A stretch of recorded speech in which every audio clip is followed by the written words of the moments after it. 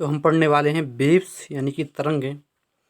तरंगें जो होती हैं, तरंग जो एनर्जी को आगे पहुंचाने का काम करती है, वो बिना माध्यम को परेशान किए। यानी अगर कोई तरंग है तो वो एनर्जी को आगे पहुंचाएगी, एक स्थान से दूसरे स्थान तक पहुंचाएगी, और जिस माध्यम को के द्वारा वो पहुंचाएगी उस माध्यम को परेशान नहीं करेगी। सिर्फ उसके जो अणु होंगे, जो सूक्ष्म अणु होंगे, वो कंपन करेंगे बस। तो लेकिन अणु अपनी जगह से नहीं भटकेंगे, अपनी जगह ही रहेंगे। अणु जिसमें जो अणु रहते हैं वो अपनी जगह ही रहते हैं, लेकिन ऊर्जा एक स्थान से दूसरे स्थान पे ट्रांसफ़र होती है, एक अणु से दूसरे, दूसरे अणु से तीसरे, इस तरह से एक स्थान से दूसरे स्थान पर ऊर्जा को ट्रांसफ़र होना। और ये वेव्स का काम रहता है, तरंग्स का। तो तरंग जो है वो दो तरह की होती हैं, विद्युत चुम्बकीय तरंग, इलेक्ट्रोमैग्नेटिक वेव्स, और मैकेनिकल वेव्स, इससे यांत्रिक तरंगें कहते हैं। और जो इलेक्ट्रोमैग्नेटिक वेव होती हैं ये सब अनुप्रस्थ होती हैं, और जबकि जो हमारे मैकेनिकल वेव्स होती हैं ये अनुप्रस्थ और अनुदैर्ध्य होती हैं।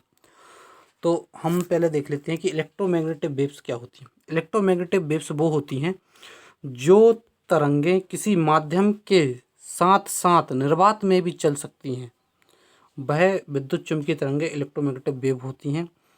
विद्युत चुम्बकीय तरंगें विद्युत और चुम्बकीय ऊर्जा को आगे लेकर जाती हैं, विद्युत और चुम्बकीय ऊर्जा को आगे लेकर जाती हैं। अगर ये वेव की डायरेक्शन है तो यहाँ पे ये इस तरह बनेगा, ये यहाँ पे दर्शाया हुआ है। तो अगर ये वेव की डायरेक्शन है तो यहाँ पे जो विद्युत ऊर्जा की डायरेक्शन होगी, ये विद्युत क्षेत्र की, यहाँ पे विद्युत क्षेत्र की डायरेक्शन होगी, और यहाँ पे ये चुम्बकीय क्षेत्र की डायरेक्शन होगी। और जबकि मैग्नेटिक वेव, मैकेनिकल वेव्स की बात करें, यांत्रिक तरंगों की, तो मैकेनिकल वेव्स जो होती हैं, जो तरंगें जो किसी न किसी माध्यम में ही चल सकती हैं, मतलब इनके लिए चलने के लिए माध्यम की आवश्यकता होती है, ये निर्वात में नहीं चल सकती हैं, ये मैकेनिकल वेव्स कहलाती हैं। ये मैकेनिकल वेव्स जो हैं ये यांत्रिक ऊर्जा, जिसे हम गतिज ऊर्जा या स्थितिक ऊर्जा बोलते हैं, इसको आगे लेकर जाती हैं। तो ये हमने देखा। अब जो हमने देखा था विद्युत चुम्बकीय तरंगें, इलेक्ट्रोमैग्नेटिक वेव्स, ये जो है, जो हमने डायरेक्शन देखी थी विद्युत क्षेत्र और चुंबकीय क्षेत्र की, तो ये बाएं हाथ के अंगूठे को ऊपर करके अंगूठे के पास वाली अंगुली को सामने करें तथा उसके नीचे वाली अंगुली को अपनी तरफ मोड़ लें, बाकी उंगलियों को बंद कर लें। तो ये ठीक इस तरह से करना है। तो इस तरह से करेंगे तो अगर ये हमारी ये उंगली अगर वेव्स की डायरेक्शन बता रही तो ये जो है विद्युत क्षेत्र की डायरेक्शन बताएगी, और ये सभी 90 डिग्री पर काटेंगे, और ये वाली जो उंगली है वो चुंबकीय क्षेत्र की डायरेक्शन बताएगी। तो ये हो गया। अब इसके बाद हम देखेंगे कि इलेक्ट्रोमैग्नेटिक वेव जो हैं वो सिर्फ अनुप्रस्थ होती हैं, और जो मैकेनिकल वेव्स होती हैं, यांत्रिक तरंगें, वो अनुप्रस्थ और अनुदैर्ध्य दोनों होती हैं। तो ये जो हमारी इलेक्ट्रोमैग्नेटिक वेव हैं ये ठोस, गैस, द्रव और निर्वात सब में चल सकती हैं, क्योंकि ये माध्यम के साथ साथ निर्वात में भी चलती हैं। और जबकि जो यांत्रिक तरंगें हैं वो निर्वात को ने चलने के लिए एक माध्यम की आवश्यकता होती है, वो निर्वात में नहीं चल सकती हैं। और अगर ये जो मैग्नेटिक वेव्स होंगी, यांत्रिक तरंगें, और ये अनुदैर्ध्य प्रकार की होंगी तो ये ठोस और द्रव में चलेंगी, सिर्फ ठोस और द्रव में। और अनुदैर्ध्य की होंगी तो ये जो ठोस, द्रव और गैस में चलेंगी। तो हम देखते हैं अनुप्रस्थ ट्रांसवर्स वेव जो होती हैं, ये जब किसी कण का ऊपर नीचे कंपन करके, जब कोई कण ऊपर नीचे कंपन करता है और उससे जो है ऊर्जा ट्रांसफ़र होती है, तो वो होती हैं अनुप्रस्थ तरंगें। और जो अनुदैर्ध्य होती हैं, लॉन्गिट्यूडनल वेव्स, वो जब एक कण है वो आगे पीछे गति करता है, इस तरह, तो वो लॉन्गिट्यूडनल अनुदैर्ध्य तरंगें होती हैं। और अगर हम इनकी बात करें अनुप्रस्थ की, तो इसमें देखिए रेडियो तरंगें आ जाती हैं, सूक्ष्म तरंगें आ जाती हैं, अवरक्त तरंगें आ जाती हैं, प्रकाश तरंगें, परावैंगिक तरंगें, एक्स किरणें, गामा किरणें। तो ये जो हैं पूरी अनुप्रस्थ तरंग हो जाती है, जिसे हम याद भी रखते हैं किस तरह से, और इनको इसी फॉर्म में हम याद भी रखते हैं, रेडियो, माइक्रो और अवरक्त तरंगें। अवरक्त तरंगें यहाँ आएंगी, उसके बाद विजुअल लाइट, उसके बाद यहाँ पे उसके नीचे हम लेके आते हैं यूवी यानी परावैंगिक तरंगें, फिर एक्स किरणें और गामा किरणें। ये इसका याद रखने का एक कारण है, वो हम आगे देखेंगे। तो जो हमारी मैकेनिकल वेव्स होती हैं, यांत्रिक तरंगें, उसमें जो अनुदैर्ध्य प्रकार की होती हैं वो ठोस और द्रव में ही चलती हैं। ठोस और द्रव में ही चलती हैं, क्योंकि जिसमें जल की सतह पर जो उत्पन्न होती है, जो हम जल की सतह पर जो तरंग उत्पन्न होती हैं वो हमारी अनुदैर्ध्य तरंग होती हैं। और जो रस्सी ही हिलाने से जो उत्पन्न होती हैं, तो रस्सी भी इस तरह से हिलाती हैं, तो ये इस तरह की ये तरंग होती है, ऊपर जाता है नीचे ऊपर। ठीक ऐसी ही जो तरंग जो बनती है वो हम पानी में बनती है, तो ये अनुदैर्ध्य की होती हैं। और जो लॉन्गिट्यूडिनल वेव जो जो ठोस द्रव और गैस में चल सकती है वो ध्वनि तरंग होती है। ध्वनि तरंग कणों का आगे पीछे हिलकर जाना या स्प्रिंग में उत्पन्न जो तरंग होती हैं वो अनुदैर्ध्य तरंग होती हैं। तो जो हमने अनुदैर्ध्य तरंगें देखी थी वो इस तरह की होती हैं। ये जो हैं ये ऊपर होंगी नीचे होंगी, ऊपर होंगी नीचे होंगी, जो कण होते हैं ऊपर नीचे हो के ये अपने ऊर्जा को एक स्थान से दूसरे आगे तक पहुंचाती हैं। इस तरह वेव चलती हैं। और ये लंबवत कंपन करती हैं, लंबवत इस तरह कंपन करती हैं और 90 डिग्री का कोण, जो कंपन के साथ 90 डिग्री कोण बनाती है। माध्यम में अणुओं के तरंग की दिशा के लंबवत गति करने से अनुदैर्ध्य तरंग उत्पन्न होती हैं। जो माध्यम के जो अणु हैं, माध्यम के अणुओं के तरंग की दिशा के लंबवत, जो तरंग की दिशा है इसके लंबवत अगर अणु गति करते हैं तो वो कौन सी हो जाएगी अपनी, ये तरंग की दिशा है और इसके लंबवत यहाँ पर अणु इनके लंबवत गति कर रहे हैं, तो वो अनुप्रस्थ हो जाएगी, अनुप्रस्थ हो जाएगी तरंग। और किंतु माध्यम के अणु एक से दूसरे स्थान तक नहीं जाते, माध्यम के अणु वहीं पर रहते हैं, एक से दूसरे स्थान तक नहीं जाते, बहुत मामूली सा कंपन करते हैं। केवल ऊर्जा एक स्थान से दूसरे स्थान जाती है, अणु इस तरह कंपन करेंगे लेकिन ऊर्जा अणु वहीं पर रहेंगे, ऊर्जा एक स्थान से दूसरे स्थान पर इस तरह ट्रांसफर होकर आगे बढ़ती जाएगी। यह तरंगें केवल ठोस व द्रव में चल सकती हैं, क्योंकि उनके जो अणु हैं वो अधिकतर पास पास में होते हैं, ठोस और द्रव के, तो ये सब ठोस और द्रव में चल सकती है अनुप्रस्थ। तो जबकि अनुदैर्ध्य जो तरंग होगी वो ठोस द्रव और गैस तीनों में चल सकती है। एग्जाम्पल में हमने देखा था कि जल में जो जो पत्थर मारते हैं उसकी जो तरंग होती है वो इस तरह बैठती है, रस्सी हिलाने पर उसकी तरंग इस तरह होती है। तो ये हमारे अनुप्रस्थ तरंगों का उदाहरण है। अब अनुदैर्ध्य तरंग देखते हैं। अनुदैर्ध्य तरंग इस तरह होती है जब ये कण कण जो आगे पीछे इस तरह से कंपन करते हैं और मतलब जो समांतर, जब माध्यम के अणु जो वेव की दिशा है, तरंग की दिशा है, उसके समांतर गति करते हैं तो वो अनुदैर्ध्य तरंग हो जाती है। किंतु माध्यम के अणु एक स्थान दूसरे स्थान नहीं जाते, सिर्फ ऊर्जा एक स्थान दूसरे स्थान जाती है। एग्जाम्पल में इसमें हो जाएगा ध्वनि की तरंगें, स्प्रिंग को हिलाने पर जो तरंग उत्पन्न होती हैं वो।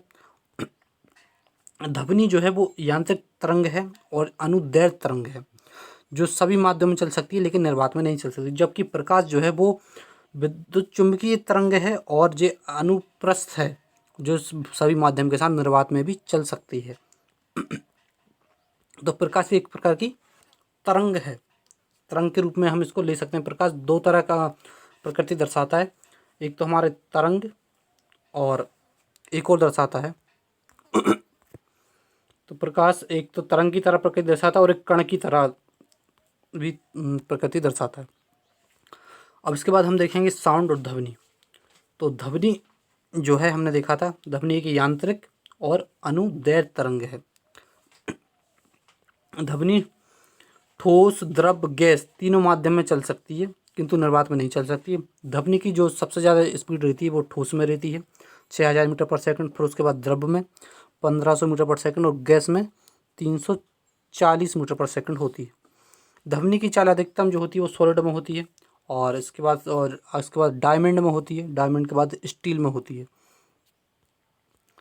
ध्वनि की चाल अधिकतम कार्बन में होती है, मतलब यह ज़्यादा कार्बन से मिली जो वस्तुएं बनी होती हैं, कार्बन जितना ज़्यादा जिस वस्तु में, अगर दो वस्तुएं, एक वस्तु के पास कार्बन ज़्यादा एक वस्तु का कार्बन कम है तो इसमें ध्वनि की चाल ज़्यादा होगी जिसमें कार्बन ज़्यादा है। तो ये जो बनी होती हैं वस्तुएं। अब देखते हैं हम तरंग दैर्ध्य। तरंग दैर्ध्य जो होती है, ये जब ये तरंग है यहाँ से ये इस तरह ये तरंग जा रही है और ये तरंग की दिशा है, तो तरंग ये इस तरह जा रही है, तो ये जब ऊपर इस तरह उठती है तो ये इसका क्रेस्ट कहलाता है और नीचे जब जाती है तो ये इसका थ्रो कहलाता है।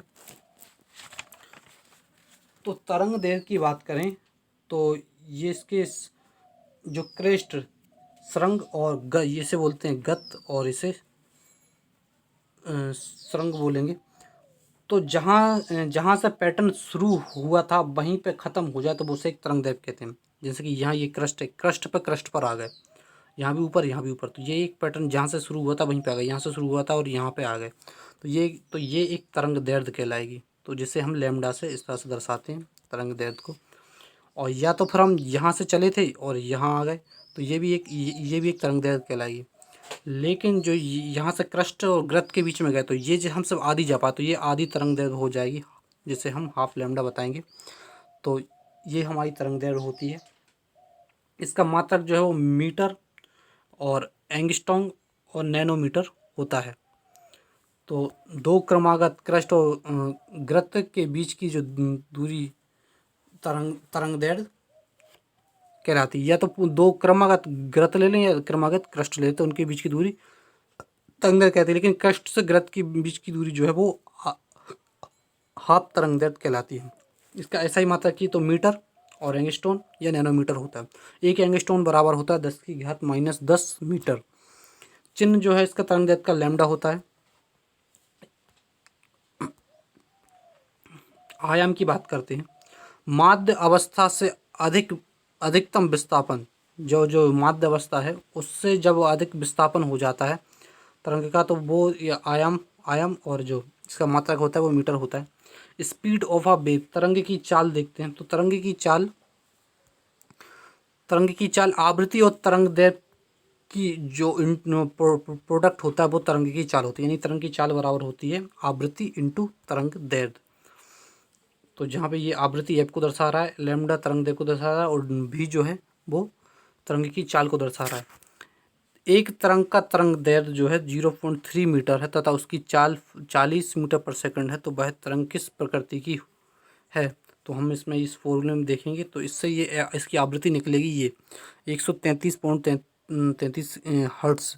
ये जो है वो श्रम ये सुनी जा सकती है, क्योंकि जो सुनने वाली जो तरंग 20 हर्ट्ज़ से कम की ध्वनि जो जिन्हें हम सुन नहीं सकते,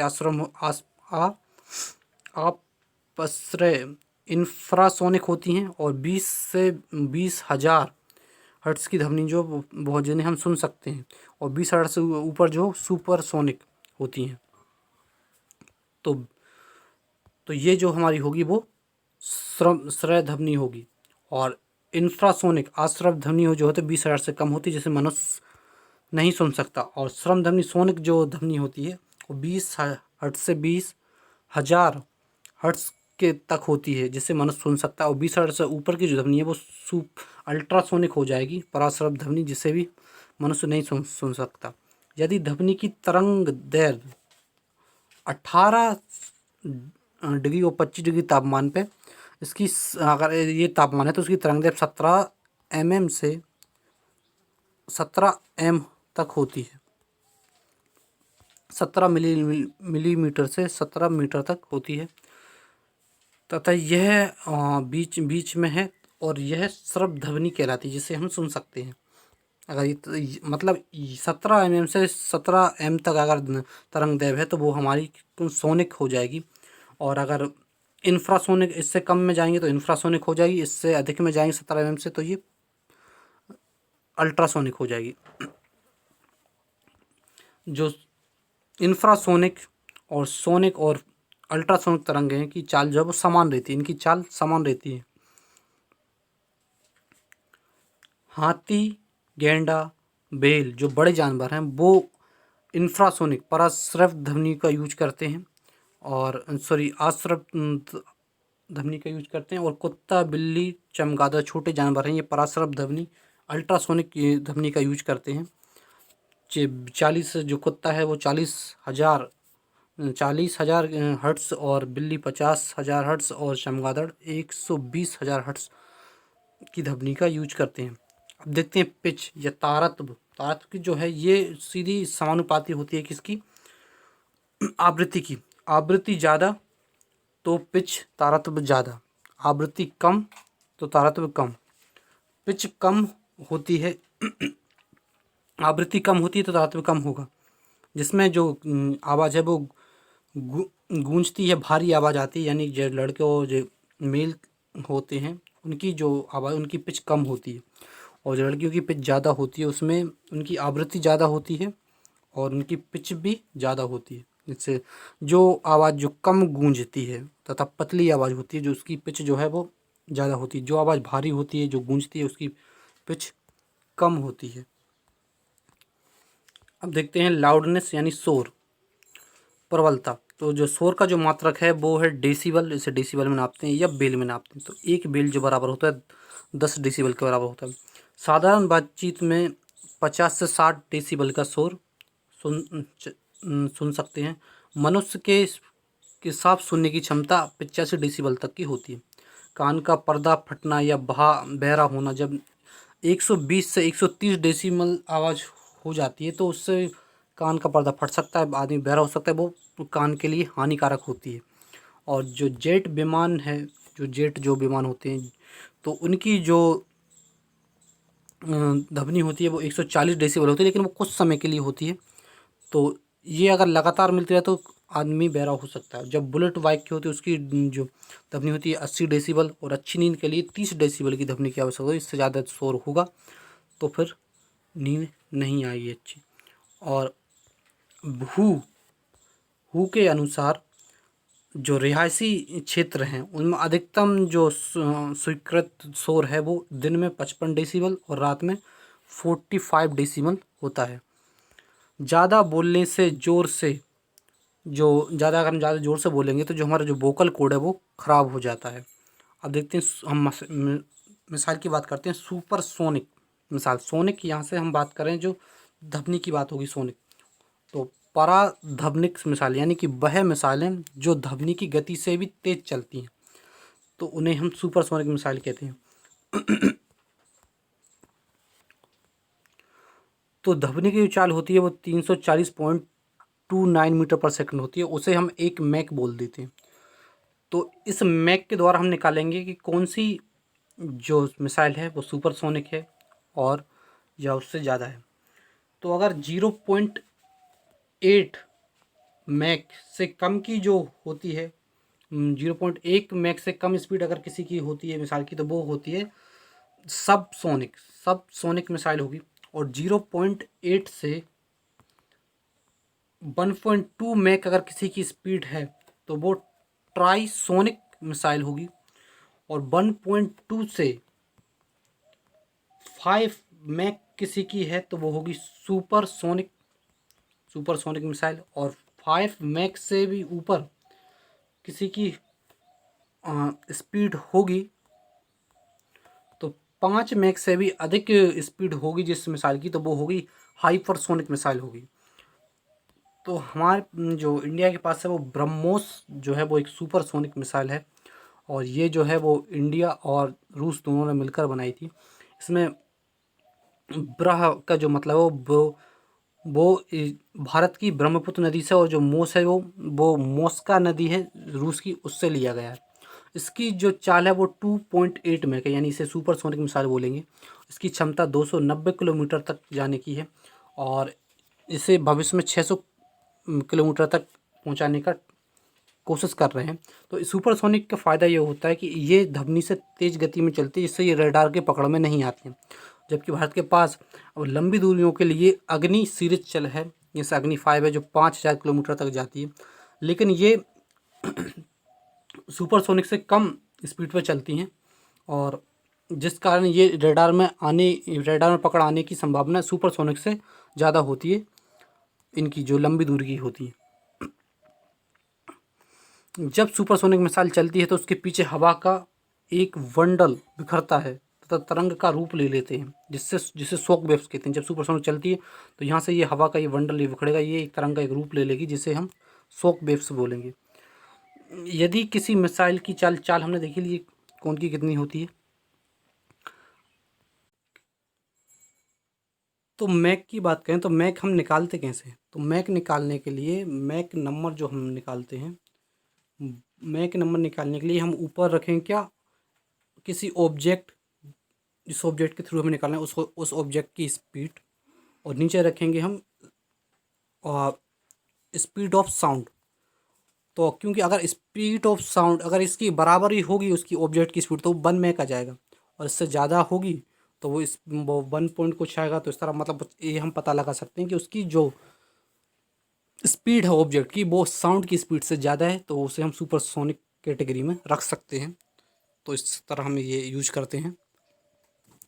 इसके बाद हम देखते हैं इको, जिसे हम कहते हैं प्रतिध्वनि। प्रतिध्वनि का मतलब ये होता है कि जब कोई ध्वनि हम यहाँ से निकालते हैं किसी, और वो किसी चीज़ से टकरा के वापस हमें सुनाई दे, तो ये इको जो है वो एक परावर्तन के नियम पर काम करती है।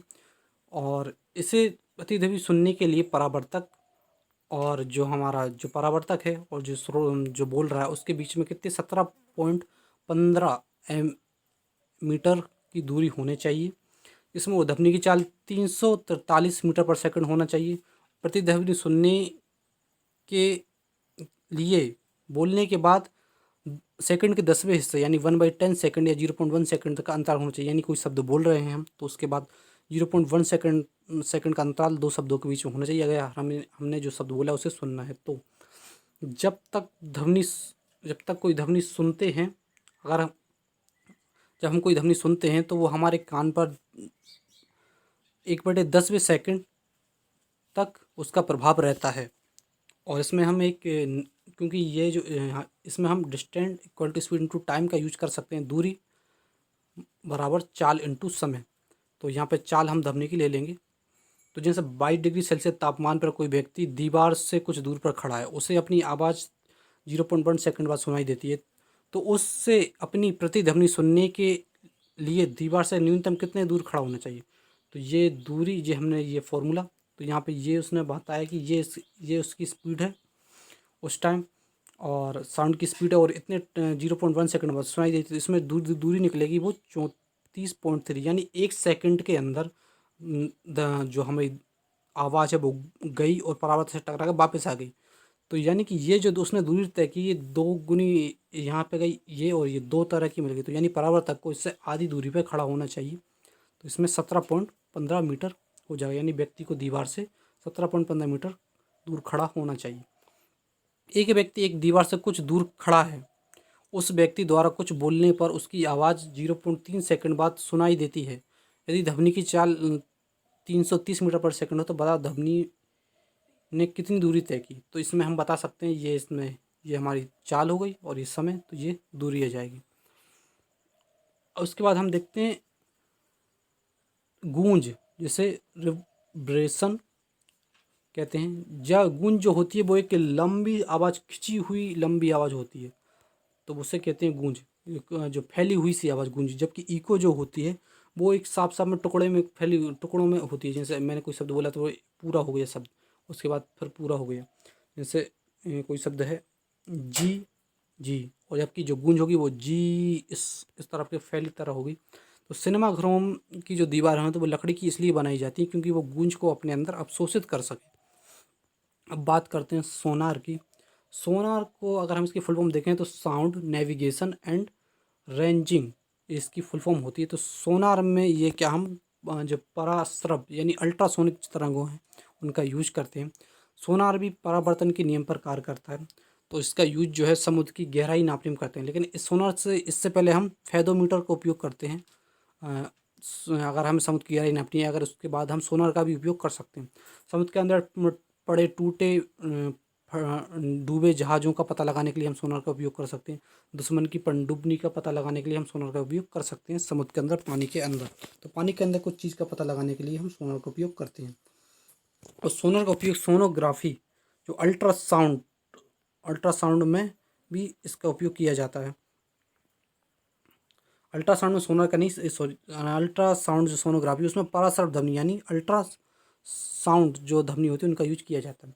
अब देखते हैं डोपलर प्रभाव, ध्वनि पर डोपलर प्रभाव। तो ये जो प्रभाव है वो रिलेटिव स्पीड की तरह एक कॉन्सेप्ट है, जिसमें हमने देखा था मैथ्स में कि जब दो चीज़ें एक ही डायरेक्शन में जा रही हो, एक एक अलग अलग स्पीड से, तो उनकी जो स्पीड है वो माइनस हो जाती है, और जब अलग अपोजिट डायरेक्शन में जा रही हो तो स्पीड जो है वो प्लस हो जाती है। तो ठीक उसी तरह ये है, सापेक्ष चाल का ही यहाँ पे ये इस तरह है।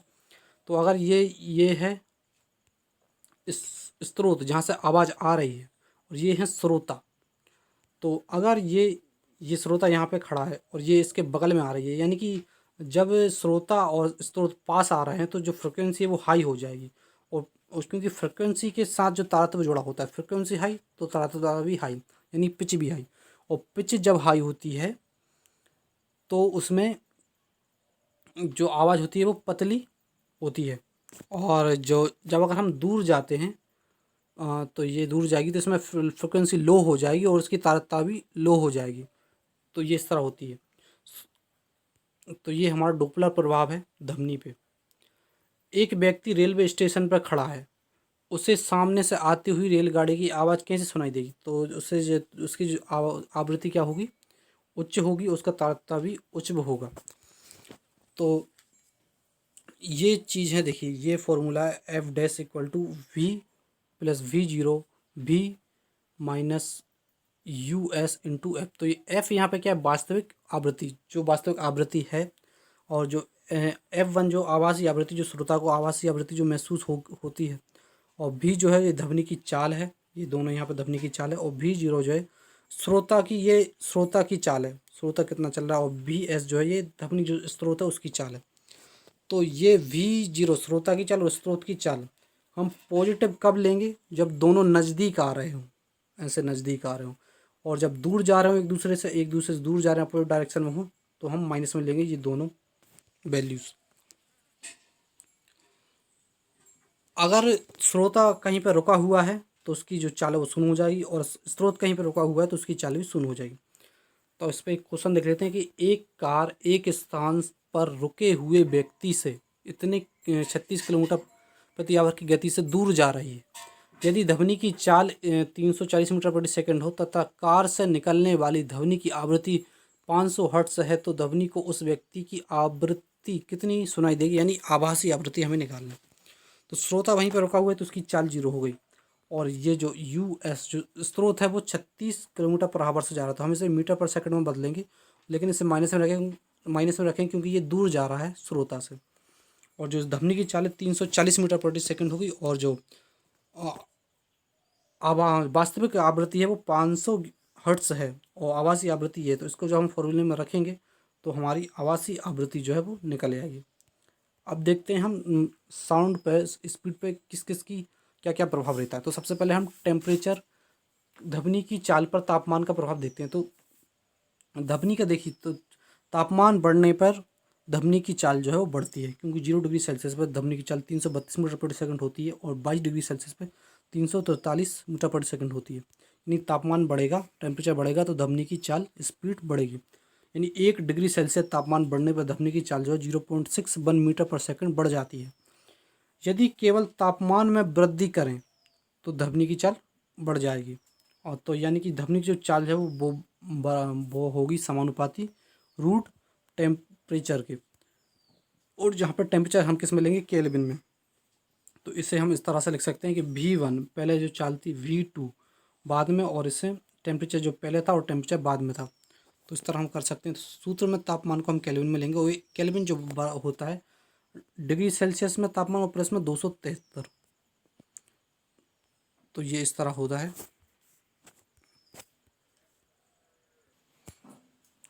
अब इस पर क्वेश्चन कर लेते हैं कि यदि किसी माध्यम में ध्वनि की चाल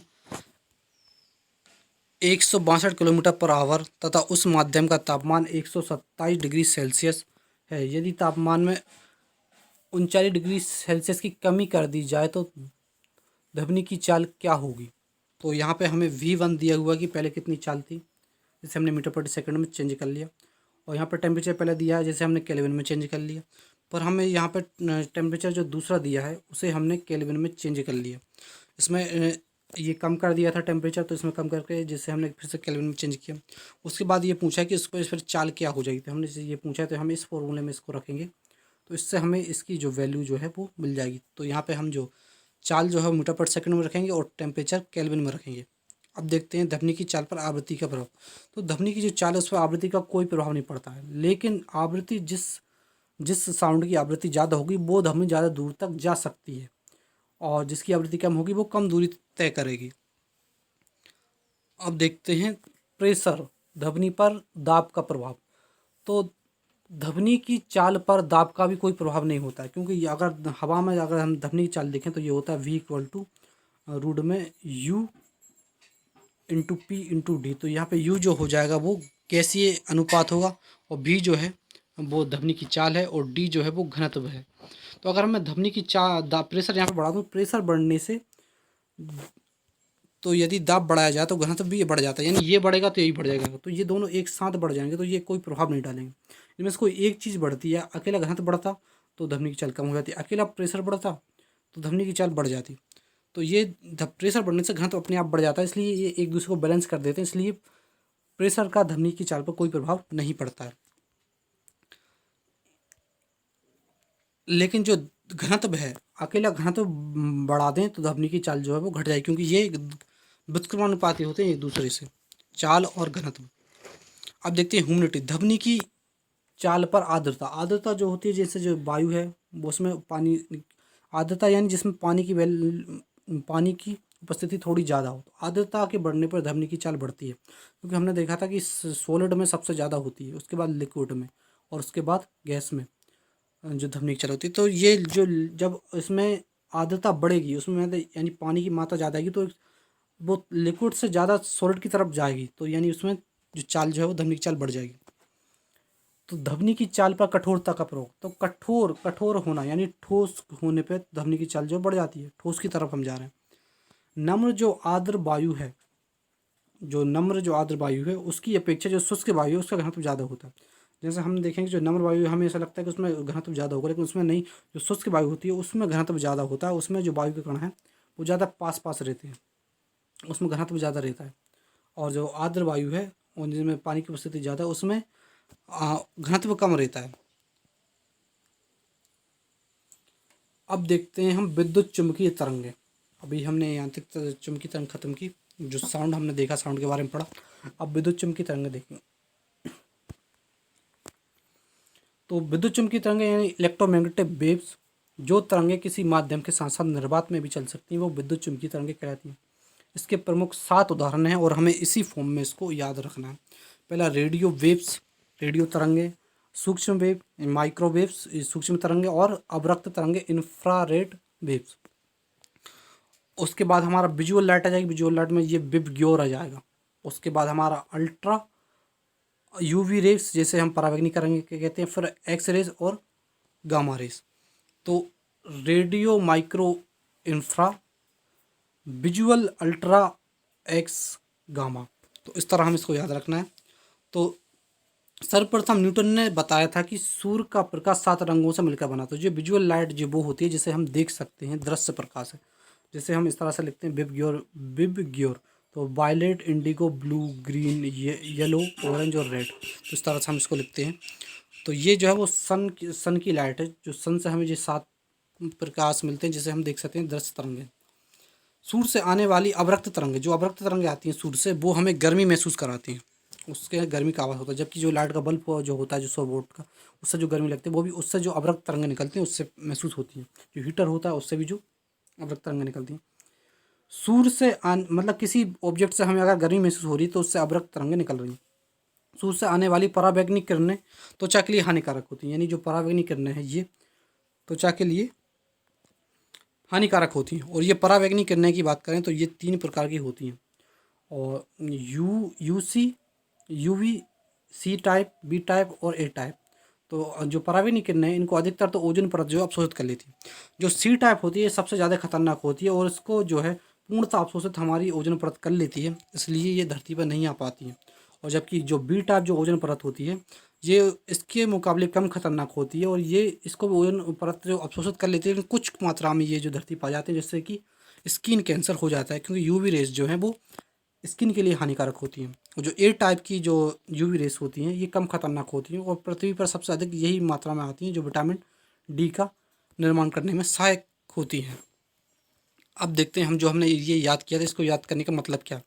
तो radio wave, microwave, infrared, radio, micro, infra, visual, ultra, x और गामा। तो जब हम ऊपर से नीचे की तरफ आते हैं, तो हमारी जो ऊपर से नीचे की तरफ आएंगे तो हमारी जो अपवर्तन, प्रकीर्णन और ऊर्जा और आवृत्ति जो है वो बढ़ती है। यानी अगर मैं ऊपर की बात करूँ तो सबसे कम अपवर्तन होगा, और अगर नीचे की जो बात करूँ तो यहाँ पे सबसे ज़्यादा अपवर्तन होगा, यानी रेडियो वेव्स जो उसका अपवर्तन सबसे कम होगा, अपवर्तन बहुत कम होगा उसका, सबसे कम। और जबकि जो गामा किरण है उसका अपवर्तन सबसे ज़्यादा होगा, यानी ऊपर से नीचे आएंगे तो अपवर्तन बढ़ेगा, प्रकीर्णन बढ़ेगा, ऊर्जा बढ़ेगी और आवृत्ति बढ़ेगी। और जबकि ऊपर से नीचे आते हैं तो कम कम क्या चीज़ होती है, कम हमारी सिर्फ दो ही चीज़ें होती हैं, वो तरंग दैर्ध्य और विवर्तन।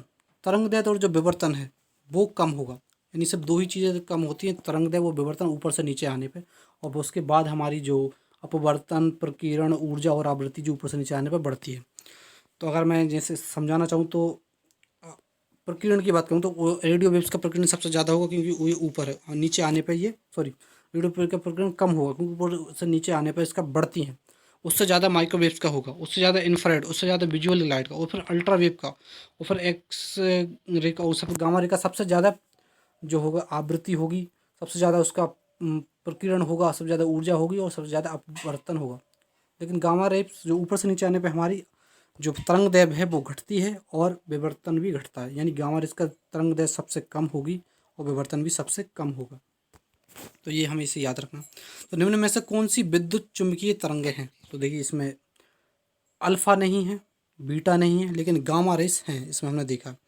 जबकि जो रेडियो एक्टिव तरंग है, हमने से रेडियो, इसमें रेडियो तरंग है, रेडियो एक्टिव नहीं, रेडियो एक्टिव तरंगों में अल्फा, बीटा और ये आती हैं, गामा। अवरक्त तरंगों को तापीय विकिरण कहते हैं, थर्मल रेडिएशन कहते हैं। जैसे कि हमने देखा था, जिस ऑब्जेक्ट से हमें गर्मी महसूस हो रही हो, गर्मी महसूस, उसमें क्या रहती हैं, अवरक्त तरंगें होती हैं। तो ये जो है थी ये इस तरह अवरक्त तरंगें हम कह सकते हैं, अवरक्त तरंगों को थर्मल रेडिएशन, तापीय विकिरण कह सकते हैं। जो ई जो है ऊर्जा, वो बराबर होती है आवृत्ति इंटू प्लांग नियतांक के।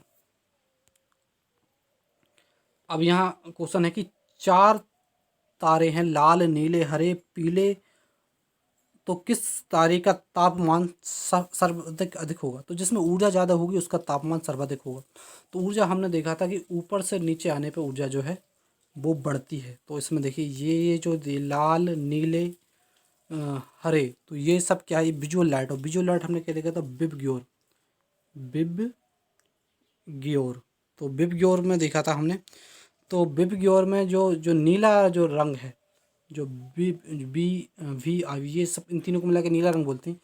तो ये जो नीला रंग वो सबसे नीचे आता है, यानी कि इसकी जो ऊर्जा है वो सबसे ज़्यादा होगी और इसका तापमान भी सबसे ज़्यादा होगा। तो यानी ये नीला रंग, इसकी तापमान सबसे ज़्यादा, वो सबसे कम की बात करें तो विजुअल लाइट में लाल रंग सबसे ऊपर आता है, और तो उसकी जो तापमान है उसकी ऊर्जा कम होगी, उसका तापमान भी कम होगा। जो प्लांक नियतांक है उसके जो वैल्यू होती है 6.6 इंटू 10⁻24 जूल प्रति सेकंड।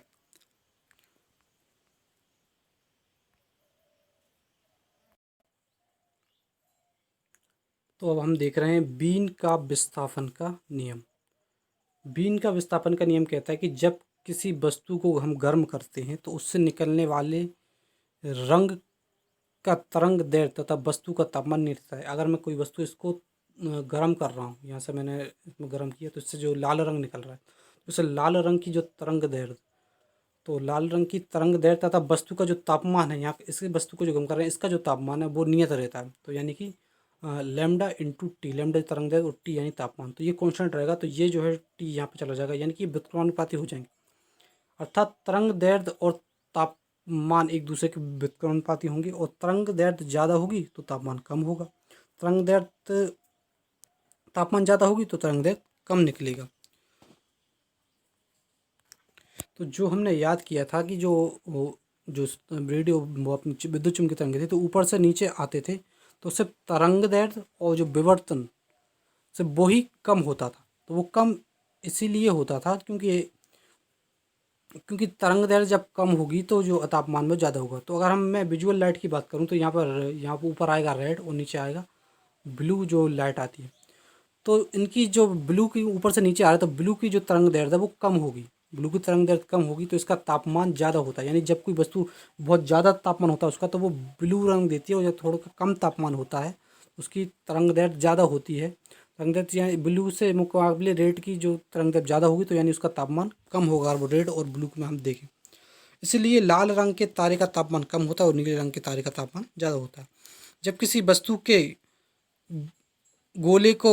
धातु के गोले को गर्म करते हैं किया जाता है तो वह पहले लाल रंग देता है, फिर पीला रंग देता है और बाद में नीला रंग देता है। तो यानी पहले पहले वो थोड़ा गर्म होता है, उसकी तरंग दैर्ध्य जो है वो थोड़ी ज़्यादा होती है तो वो लाल रंग देगा, फिर थोड़ी तरंग दैर्ध्य कम होती है, तापमान बढ़ता है, पीला देगा, फिर तापमान बहुत ज़्यादा बढ़ता है, तरंग दैर्ध्य कम हो जाती है तो वो नीला रंग देता है। किसी तारे का रंग अगर हमें पता चल जाए तो हम उसके तापमान व ऊर्जा के बारे में जानकारी दे सकते हैं। सूर्य की बाहरी सतह का जो तापमान है वो 6000 केल्विन है जी, यानी कि 57 डिग्री सेल्सियस है।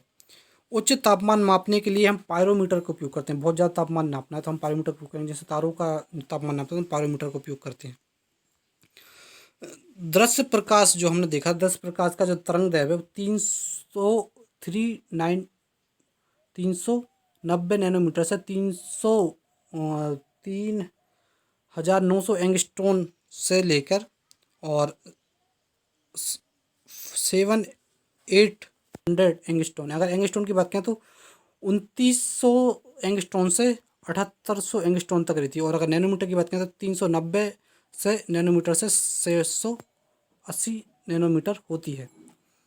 तो हमने देखा कि जो प्रकाश की तरंग दैर्ध्य ये है, तरंग दैर्ध्य को ऊपर से नीचे आने पे घटती है, तो ये यहाँ पे तरंग दैर्ध्य ज़्यादा होगी, यहाँ पे तरंग दैर्ध्य कम होगी। तो ये हमने तरंग दैर्ध्य देखी। तो इस प्रकार एक्स किरणों का जो तरंग दैर्ध्य है वो 1 एंगस्ट्रॉन होता है। एक्स किरण, क्योंकि ये जो है 10⁻⁻10 मीटर जो है 1 एंगस्ट्रॉन होता है। तो एक्स किरणों की जो जिससे नीचे आती है एक्स किरणें, तो उसकी तरंग दैर्ध्य जो क्या होगी वो 1 एंगस्ट्रॉन होता है। निर्वात में सभी जो विद्युत चुम्बकीय तरंग वो समान चाल से चलती है। निर्वात में कोई सी भी तरंग वो सभी की चाल कैसी रहती है, समान रहती है।